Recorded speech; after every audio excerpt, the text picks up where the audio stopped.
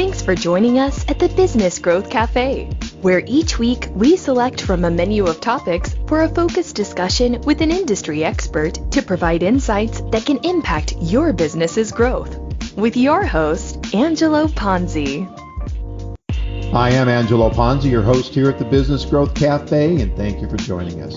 Today at the cafe, I have Per Welinder, freestyle skateboard legend, serial entrepreneur, and founder of many iconic brands in the skateboard industry, including Birdhouse, and now a venture capitalist and co-founder of WelinderShi Capital, to talk about his journey and his focus on helping young, active lifestyle and consumer-facing brands turn into successful, iconic brands as well.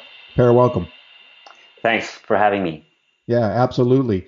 Before we kind of get into the conversation, why don't you take a couple minutes and tell the audience about yourself and a little bit about your journey, not too much because we're going to get into that.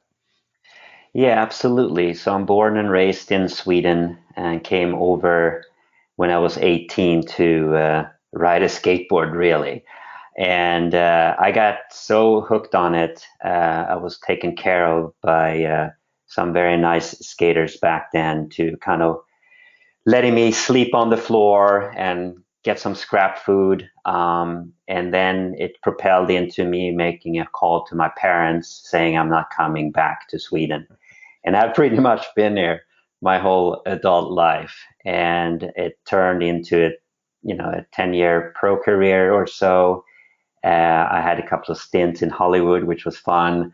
And then, of course, a long history with skateboarding and building skateboard companies. And the first one was with Tony Hawk with our brand Birdhouse. So I can imagine how old are you? You're young and you're telling your parents, I'm going to go to America and ride a skateboard. How'd that go over? It's funny. I actually warned my dad saying, if things look good, I may stay. But I did not tell my mom. So she was completely surprised and very supportive though, so no problem there. But I'm sure she was a little bit surprised. Well, it turned out well, as you and I know, and hopefully the audience knows when we're done talking about today. So to get started, I ask a few questions. So, and let's focus on what you're doing right now. So when you're thinking about growing, your venture capitalist business, what keeps you up at night? Well, there's two components to keeping you up at night. One is you constantly have to go look for capital because today, the way the VC world works, you pool money into a fund, and then I manage that fund by finding really good opportunities and making sure that the investments we make are going to do really well. So the first component is just the constant look for capital, but perhaps most common in the VC world, which we've been lucky not to have, is the most common problem in VC is to find good enough companies to invest in. Mm-hmm. We're such a specialized fund. We only focus on lifestyle and culture laced in with some technology that's related to it. So we've been very fortunate of kind of staying under the radar from the big VC groups.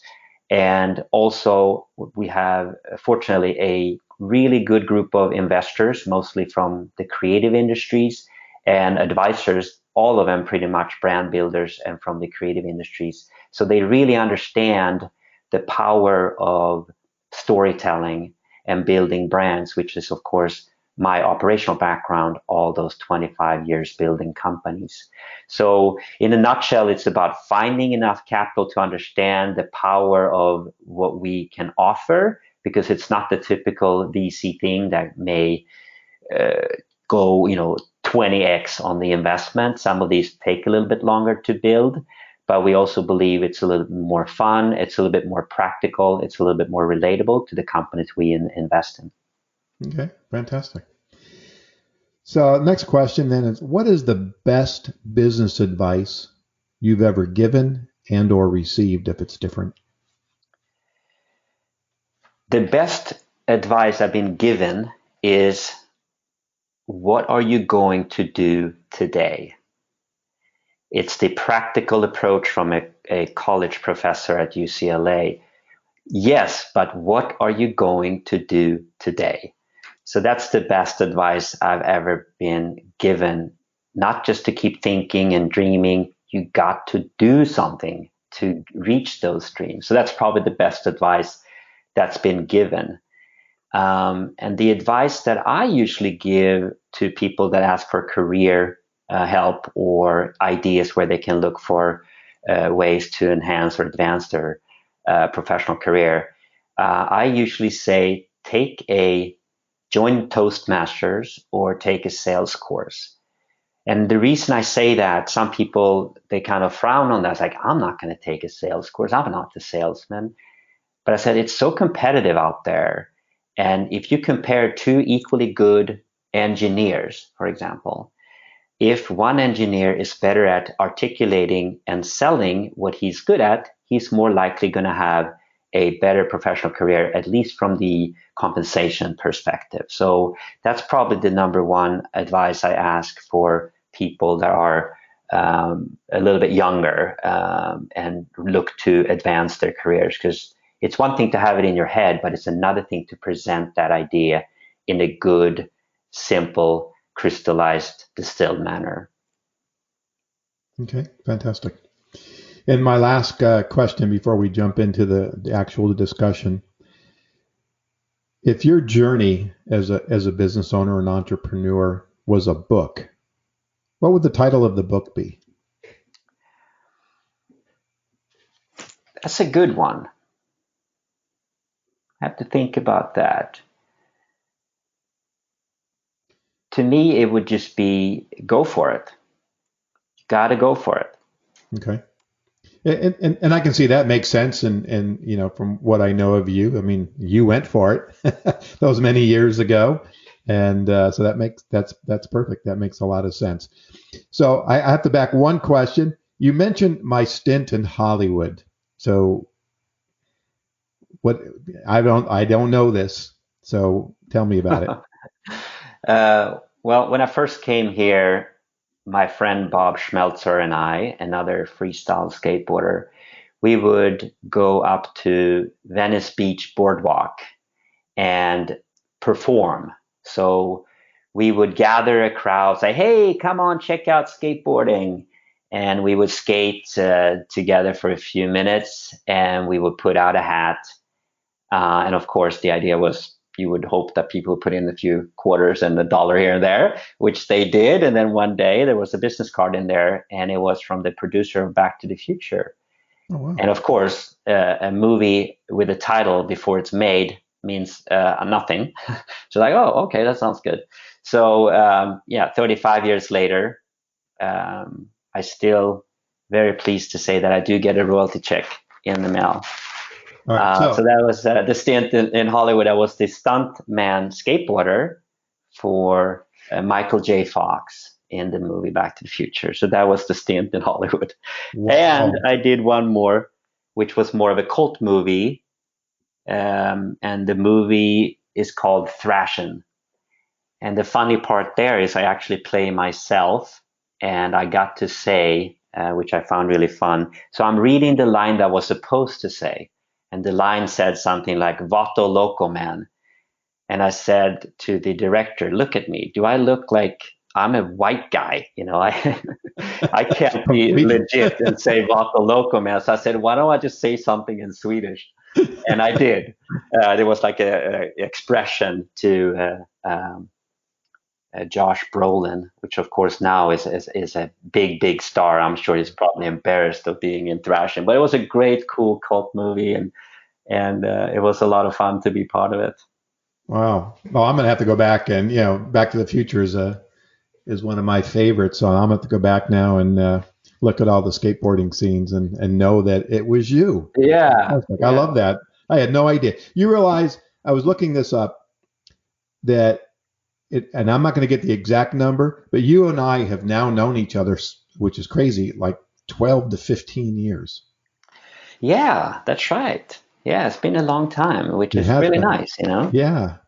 Yeah, I mean, it's great that we can pick up the phone and still have a relationship. But yeah, I was thinking about this as I was preparing for the show, and it's like, oh my God, this wasn't like 5 years ago. This was, like I said, almost probably somewhere around. Now I'm going to date myself, 2002-ish, maybe 3-ish, Yeah, when that's when I about first right. came on the scenes with board track in the action sports industry. Actually, it was actually a few years before that, but I think the first time I presented at ASR. I mean, it was probably around 2000 or 2001. So, right around there when we started this the time together and get to know each other. So, yeah, it's crazy how much time has passed. Yeah, the time does fly. It Yeah. does. Yeah. So you are, I'm going to give you a label, a serial entrepreneur. So let's dig into this a little bit and really go back, and I want to go back to your business, Blitz Distribution and Birdhouse. And what was it like? I mean, you're an athlete now, you're a movie star, right? Michael J. Fox stand-in, and one day you wake up and say, "Hey, I'm gonna start a manufacturing company and a distribution company." So, I mean, what was the driver that took you from athlete to business owner? I cut my teeth learning about business by managing my own professional career, like most of us did back then when there were no agents, no managers really. And by organizing demonstrations or exhibitions, I would call up shops all over the US. Hey, would you like me to come by and do a demo? That being said, you learned a lot about how business functions, what the relationship is between the pro, the sponsor, let's say Paul Peralta and a few others, and the shop and the local media. And combining those two, if we all did a good job working together, the media would show up and you would get some press, which would be good for the shop. It would be good for skateboarding. And indirectly, of course, it would help my career trying to make a living because back then there was not much money in skateboarding. So forward that idea of learning on the job as a pro skater, it was a natural to want to do your own company. But there was also a little rebellion. Skateboarders have always been seen as doing something on their own terms. It felt that the industry, when you started poking around, that it was mainly controlled by people that hadn't really skateboarded. There wasn't the real true practitioners. So I think that was one part that we did when we started Birdhouse among some other companies that started either around that time or a little bit before, a little bit after. So we started this movement of turning the industry on its head by focusing on the skaters, on what the pros wanted on the boards in terms of graphics, in terms of the shapes and concave and what have you. And that really propelled the industry and turned it eventually into what I call a global commerce phenomenon. Kids all over the world wanted to see these skaters, wanted to follow what their next graphics were going to be, what their next trick was going to be. But all in all, the underlying power that drove this global phenomenon was, of course, the fun aspect, but you needed a distribution of the content. And back then, the technology that was thriving, and Stacy Peralta was the first to leverage this with the Paul Peralta skate videos that got so popular. It was VCRs, the Sonys and the Sanyos and what have you. They were just cranking out VCRs, and every household had to have one. And of course, the parents watched Romancing the Stone, but the kids were watching, a Paul Peralta video. Mm-hmm. So I think that was the one of the key powers, that we had a lot of aligned technologies plus newness plus the drive of skaters just want to go, go, go, go. And so they ended up being a good time to start skating, because we started it in a recession, but little did we know, we were definitely just going for it, had not really read every single business book that there was to what do you do to start a business. And that's sometimes good because I kind of joke, but it's partially true. I did pick up a business book called How to Do Business in California. And after 16 pages, my head was spinning. I just threw in the trash. There's like all this administrative stuff, and why? We want to make skateboards, we want to make cool things, and let's just go. So that's kind of a fun little part, but it was actually partially true. Sometimes you just have to bury down and just do it. And that's exactly what we did. And we were a group of companies and competitors that we got along. The industry got along. We all wanted skateboarding to thrive on every corner of the world. And that, I believe, is now why people call it the golden years of skateboarding, the 80s and the early 90s. Yeah. Yeah. And I was early on in the 90s, worked for Pacific Sunwear and got to travel around the country. And part of our audience was trying to understand skateboarding. And that experience led me to start Board Track. So yeah, it's and I don't know about the golden years, but it was booming during those times, and certainly into the 2000s. I was the guy tracking the numbers, so I saw that. And I mean, really, I tell people, it was like a cottage industry that blew up into a multi-billion-dollar industry. It's just crazy. And if I'm not mistaken, has skateboarding officially got into the Olympics? Yes, skateboarding has been voted into the Olympics, and it will premiere at the Tokyo Olympics, now postponed to 2021. So yes. Yeah, that's crazy. And I remember in years back, and all the committees and the trips to the associations in Washington and wherever you guys were all going, really lobbying to make that happen. So, I mean, from the early days of, I guess, skateboarding on the walks in Venice to the Olympics, it has come a long way. Absolutely, it has. So let's continue on now. You're a professional skateboarder, you got a business, and then umpteen years later, I don't know what that actual transition was, you move into being a venture capitalist and starting to invest and analyze companies for those types of investments. So how have you leveraged your business experience in helping to identify companies that you want to invest in? And is there a second part of that? Is there a process, because you guys are niched, is there a process you go through in your vetting? Oh, absolutely. What I would say on the leveraging part, after building quite a few companies, you really start to get a sense of what it is that makes a company tick. And that is really three main components to make a company work. And that's the same three components I learned the hard way and the good way for 25 plus years to now, where you can look at and help a startup. And it starts with the idea itself. And the idea could be a product.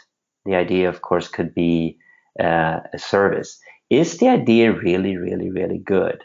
And is it something that I would want to use, or some in my kind of network would want to use? So it's very basic and practical from my vantage point. So let's say you check that box, if you will, and then you move to the next piece, which is the people and the leadership. Who is the person that's in charge? What's the grit level? How hard does this person work? Are they people oriented? Do they have a sense of EQ? Do they have a level of EQ? Emotional intelligence. Mm-hmm. Are they malleable? Now, when you're on the sideline, you want to see, okay, it's good to have a leader that has a strong conviction. But if they are a poor listener and don't take any advice from, let's say, the group like us or people in my group that have experience in a particular company, then it's a challenge. But the leadership has to be there, and certainly the opportunity to see that the person can become a strong leader.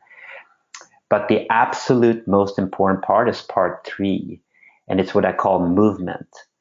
I look at an idea and I say, I like that, but what's the timing of this? Is this the right timing? And that's part of the movement. Is there a tribe that's already thriving around this in a very small microcosm that could become big?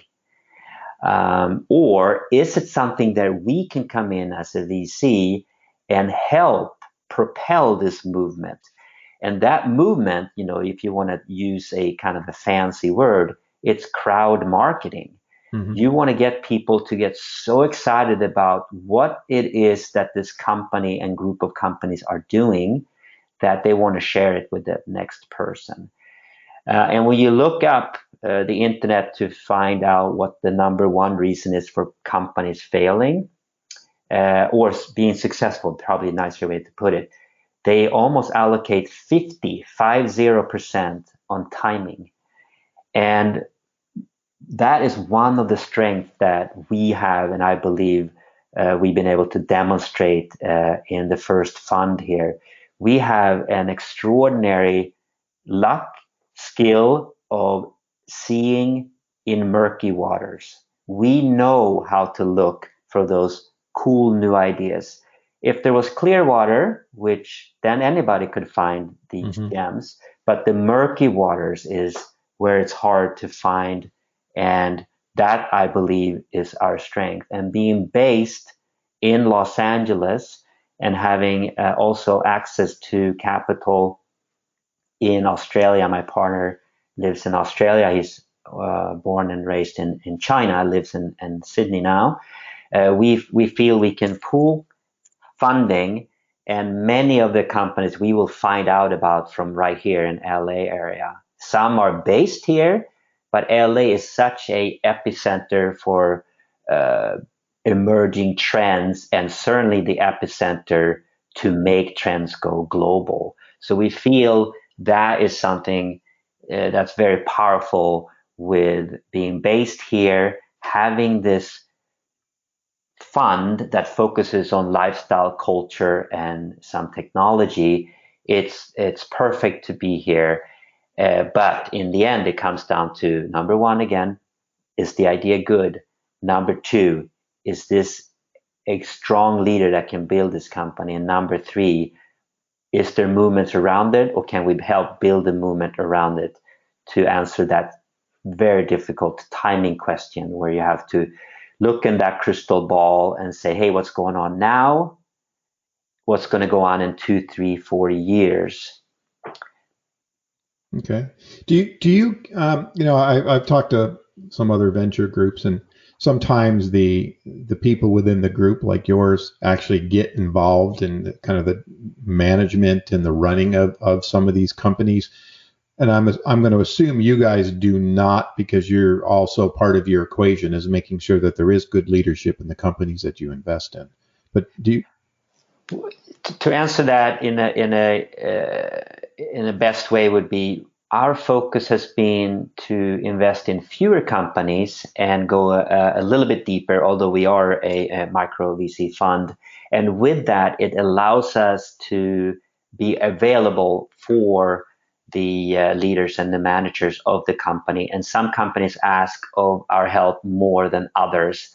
But we do not have contract where we are also contractor or fractional management. No, but we provide information when they want to. And some companies, we have standing calls where we talk to them on a regular basis and try to be there for them and find ways to really leverage our network. It's all about leverage in the end.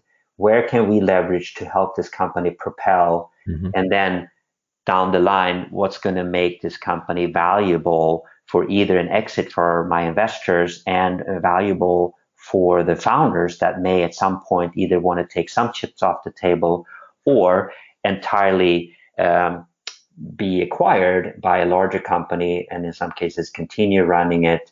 And at that time, of course, we would be out as an early on investor. And that's kind of part of the model, that we're okay with that. And of course, the companies we invest in, they have to understand the dynamic between a VC investor and their own goals in terms of making a financial, strong financial well-being, I should say. Okay. So how many companies have you invested in so far? I mean, you're a relatively young investment group. Yeah, so we have invested in under 10. We have a few on the verge of being invested in, but we are a very small fund.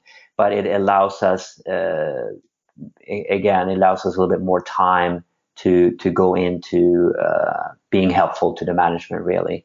Okay. What's been the biggest challenge in building this business? I'd say the biggest challenge is when you talk to people that are willing to invest in alternative investments, because VC is seen as an alternative investment for semi-sophisticated investors. And their first pool or bucket is they have their own company. Second bucket, they have stocks and bonds. Another bucket may be real estate. So we come in then at bucket number 4 or 5. And when most people think of VC, they think of AI, machine learning, bioscience, companies that can have huge success, but many of the companies that are part of a VC fund fail. Last time I read it, it seems like only one investor of 20 investing in VC actually make money. And that was disturbing to me. It was an article in TechCrunch a few years back, and I said, it's got to be a different way. So we focus, instead of doing what some people may refer to as spray and pray, we take our time and we invest very carefully and only in stuff that the group understands, and making sure there is a fit between leadership and us, that they totally understand the power of branding.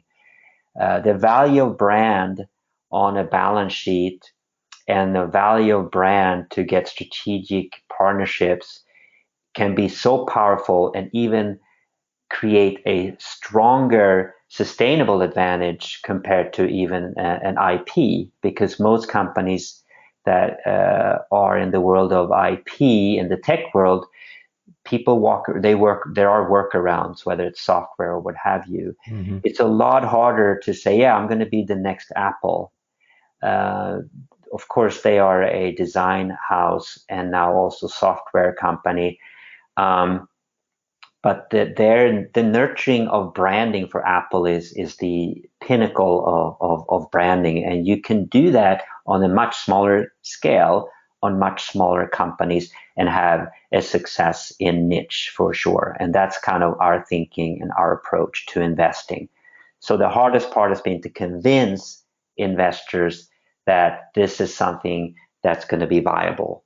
And I do believe there will be more VCs following our lead, as I believe to stand out, branding and storytelling is going to become more important, even for any type of business, whether it's technology or the more typical lifestyle brands like apparel or footwear or BMX or skateboarders. Okay, fantastic. Well, I mean, I'm a marketer and a brand guy, and boy, you just took me to church, because those are exactly the way I feel, and I talk to my clients that, it isn't just about the product or the service. It's ultimately about the brand, and because the brand can really take you a lot of different places that the single service or the single product or multiple products really can't. And so brand protection is utmost always on my mind when I talk to my clients and prospects in my presentations. So absolutely.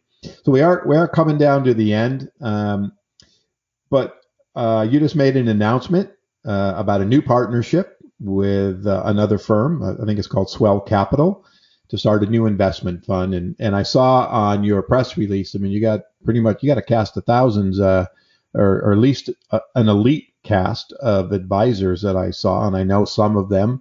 So why don't you talk a little bit about this new fund and what the direction, if it's different or if it's the same, just giving you greater capabilities. So let's learn about that. Yeah, so I believe our first fund, we're cutting our teeth on it in terms of investing with this thesis of really thinking about the branding component to lifestyle companies and tech companies. This new fund, ideally, when it closes, we will have the exact same thesis. We're focusing on lifestyle, culture, and tech, but the tech has to make sense and it has to be relatable to the companies we invest in, or to the concept of storytelling and brand building. And we partnered with Swell Capital. One reason is Felipe Kuzner is very well connected. He's from Brazil. He has an action sports background just like I do. And his network and skill complements all our advisors in a fantastic way. So we believe this is going to pull in hopefully more people to enjoy the ride with us, because that's one of the things we always say. It's one thing to invest in a mutual fund, and that's fine, but it's I believe much more fun to invest in something where it's something relatable. I mean, almost all the guys on our fund wants to buy a cake motorcycle, electric motorcycle. So the idea is we just want to have really cool companies, but not just be blinded by that. We want to make sure that it's going to be a successful company and ideally have those financial returns. So we balance the fun with the eye on making sure that the investors is going to feel like it's both psychologically and financially rewarding to be part of this new fund. All right. Well, fantastic. Well, thank you. So this has been a great conversation. I really enjoyed it. I learned something about your days in Hollywood. I'm excited now to go back and watch that movie. I always like watching that movie anyway. So why don't we take a couple seconds here then and tell the listeners how they can contact you, learn about the fund, if they got a great idea they want to present to you, and all that good stuff. Oh, well, that's very nice of you. The best way would be to go on to our website, and the website is WelinderShi.com, WelinderS as in Sam, HI.com. And there is a way to get in contact with us there. That would probably be the best way. And I'm always on LinkedIn, so if you want to contact me directly, that would be great as well. All right. Thank you so much. And thank you for listening and joining us at the cafe today.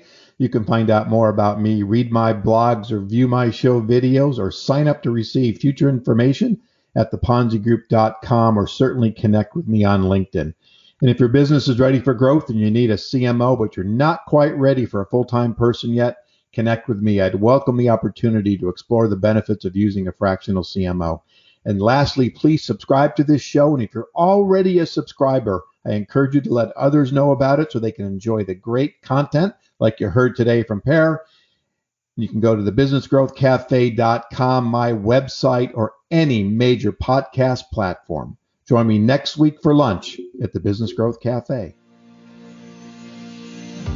Thank you for listening to today's discussion at the Business Growth Cafe with your host, Angelo Ponzi. Take a moment to subscribe to this podcast and visit our website at www.businessgrowthcafe.com. Read Angelo Ponzi's blogs at www.theponzigroup.com.